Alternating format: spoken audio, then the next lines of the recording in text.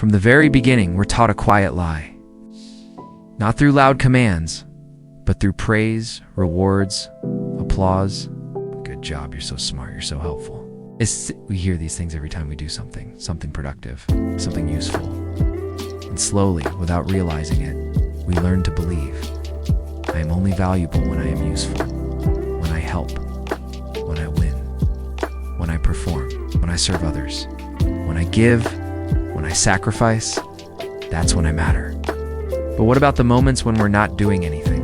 About the days we don't achieve, don't fix, don't win, don't help? Do we still deserve love then? Do we still matter when we're not productive? The lie we were taught says, no. That if we're not useful, we're a burden. That if we don't contribute, we don't belong. And so we chase worth through doing. We work hard. We stay busy. We stay needed. Because deep down we're afraid. If I stop, I'll disappear. If I rest, no one will see me. If I say no, I'll be replaced. If I'm not helpful, I won't be loved. And that's the root of the exhaustion so many carry. Not just physical tiredness, but spiritual fatigue. The ache of always having to prove your right to exist. It starts young. You might not even remember. The first time you believed it? Maybe it was when someone praised you only when you got good grades, or when they noticed you only when you played the role they needed. Maybe you became the responsible one, the achiever, the fixer, the one who held everything together and everyone thanked you for it. So you kept being that person over and over until one day you forgot who you were without all the doing. This is where the story begins. Not in blame, but in awareness. Because now, as adults, we're still carrying that old belief. I am only as good as what I can give. But what if it's not true? What if usefulness is not the same as worth? What if you didn't have to earn your place in this world? What if simply being here was enough?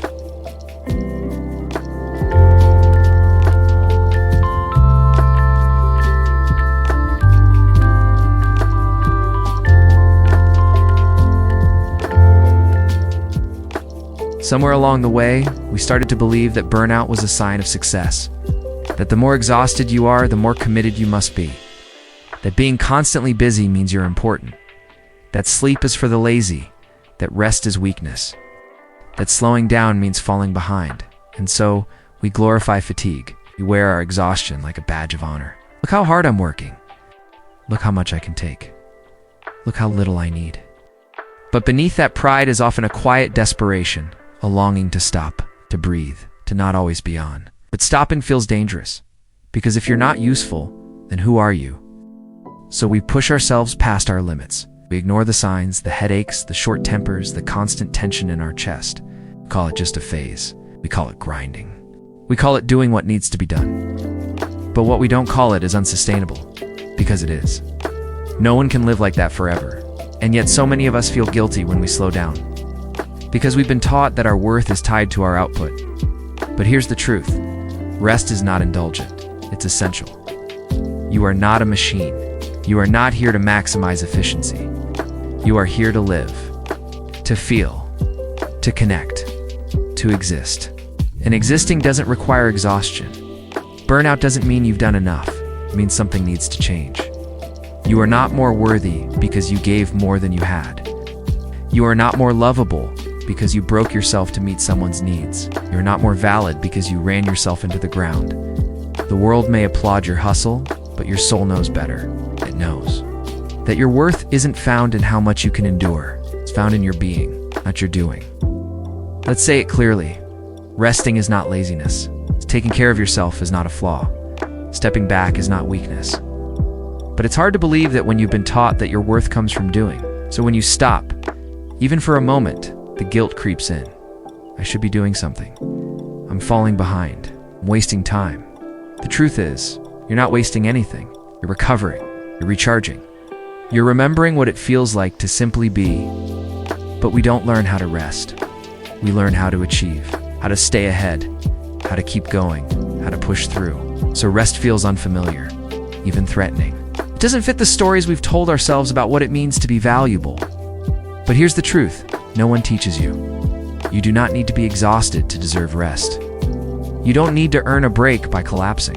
You don't need to prove that you've suffered enough to finally pause. Rest is not something you work toward, something you are entitled to simply because you are human. Imagine that, rest. Not as a reward, but as a rhythm, like breathing. Inhale, exhale, move. Pause. There's no shame in it, there never was.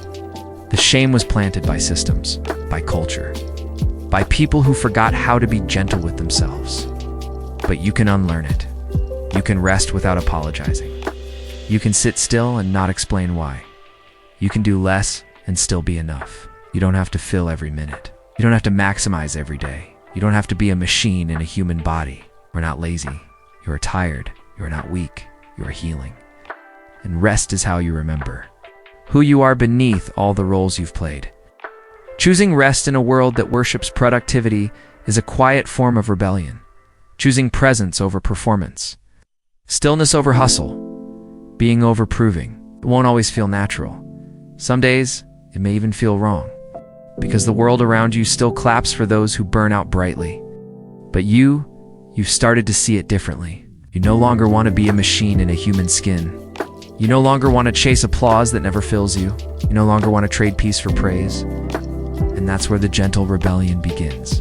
Not with shouting, not with breaking things, but with a whisper inside you that says, I am already enough. So you say no when your body is tired.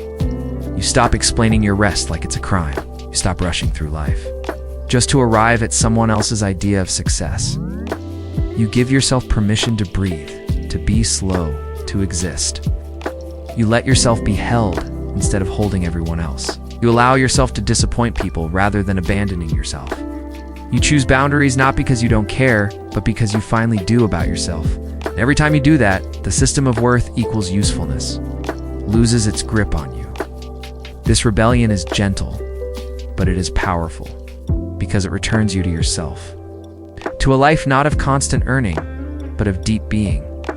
And slowly the question changes. From what should I do to matter, to what helps me feel alive? From how can I be needed, to how can I be nourished?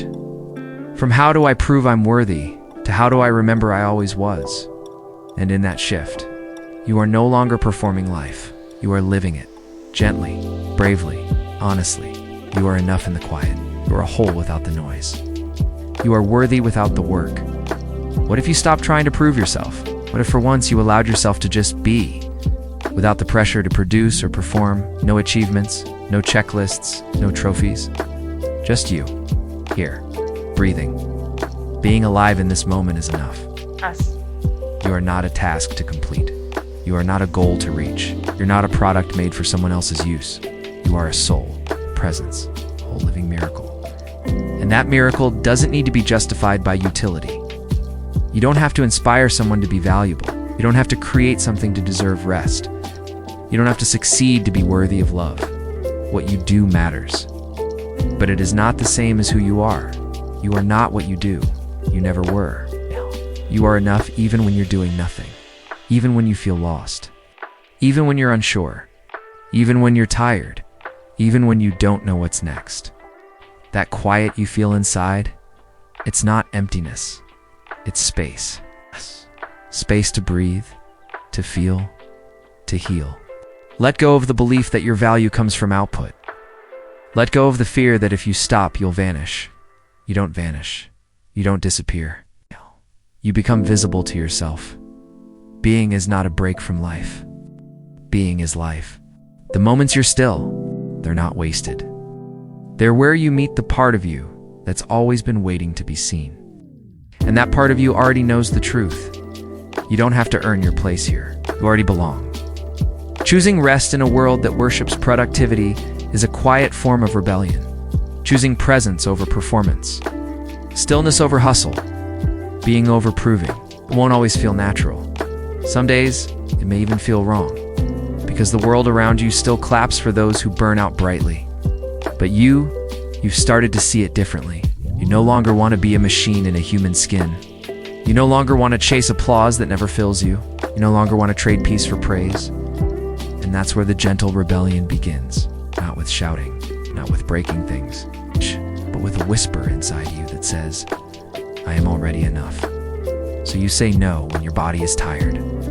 You stop explaining your rest like it's a crime. You stop rushing through life just to arrive at someone else's idea of success. You give yourself permission to breathe, to be slow, to exist.